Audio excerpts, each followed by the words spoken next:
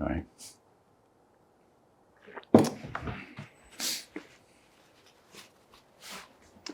So I've been asked a lot about how I started or how I became a potter. I've been working since I was 16. So I didn't intend to become a potter. I had no intention at all. My parents had a pottery, but I had no interest in it. I was off to Germany to do a course in biodynamic farming. And because I was only 16, I had to have sponsorship. So I got that, and I'd booked my train. So I was due to go on the following Wednesday to Germany, to Lake Constance. But sadly, the guy who sponsored me, the farmer, got killed in a tractor accident. So, and I got a letter back that week to say the course had been cancelled. So I then was, what shall I do? And my father suggested, well, why don't you go to college and do ceramics?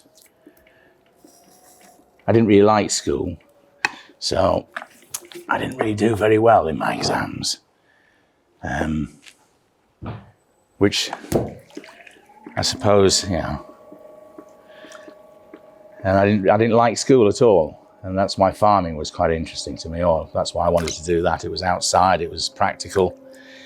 So I went to Harrogate College for an interview, and strangely enough, and this was the Thursday before the course was due to start the following Monday, so everything seemed to be always last minute with me at that time. And I ended up, I walked out, and my dad went, we better go and get something to eat and go home. And I went, oh no, I've got to find somewhere to live. So I ended up doing 2 years at college, and it was a vocational course. There was a lot of mature students. So although I was 16, a lot of the people in my year were in their 30s and 40s. So it was not unusual for us to be working till sort of 7 o'clock, 8 o'clock at night. And I can remember the first time I got on the wheel, I suddenly realised I enjoyed it. It was something I got into, and the tutors were quite kind to me. They knew that my chemistry and my physics were pretty useless, and that in order to keep me engaged, it was best just to let him sit on the wheel. So they did. So I left at 18, and I ended up working for the family business for a number of years. And that was in Wensleydale. So my first workshop was a converted pigsty. Probably had about, I don't know, the size of a normal garage, if that. I didn't intend to make flower pots then. I was going to make domestic ware, mugs and jugs and so on and so forth. And it was only because the craft shop, the Daysgarth Falls, the guy that owned that came in and handed me in those days, don't forget it was the early 80s, and potpourri was very much in vogue. So we ended up making, I ended up making thousands of little potpourri jars, which were not too dissimilar to size to these, maybe slightly smaller. And that's how I started on terracotta. And the following year, particularly you make wall pots, and pots got bigger and bigger. So I then split off from my parents and formed Yorkshire Flower Pots. That would have been when I would have been about 26, 27 at that point. Sorry, no, earlier than that, 24 I was. I ran that for a number of years in Hawes, employing at times up to about 8 or 9 people. I had a core of 7 staff, 3 throwers, and we produced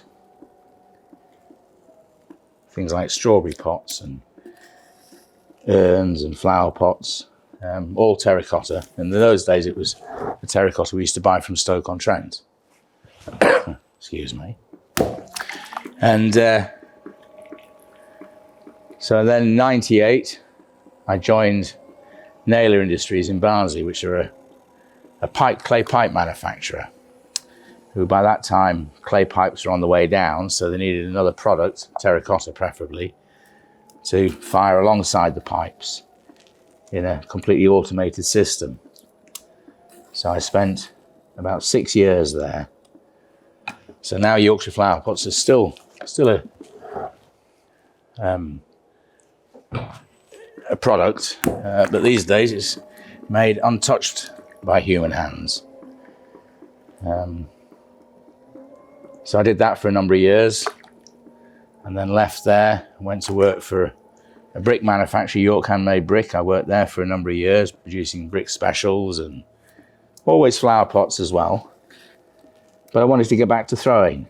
You know, when I put everything onto a machine and built the business up, in other words, I became pretty much a salesman for a few years. So I wanted to get back to throwing. So in the sort of 40 odd years that I have been involved in pots, I've been a thrower for probably somewhere around about 35 of that years. Even when I was a salesman, I still did a bit of throwing, but more as a hobby, which was a bit strange for me because it's never been a hobby as such. It's always been a job I love, but it is just a job. I'm very lucky that I do a job I love. But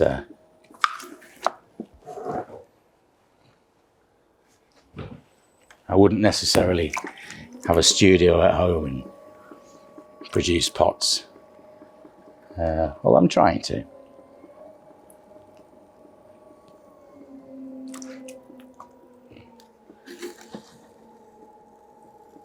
So I came to Blythe about 12, 13 years ago, and I've kind of worked here.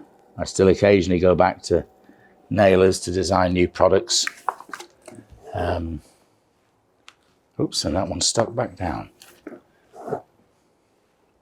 But I hope that answers most of your questions and hasn't been too boring, so at least you can, whilst I've been waffling on, you can watch something being made. So anyway, that'll do for that.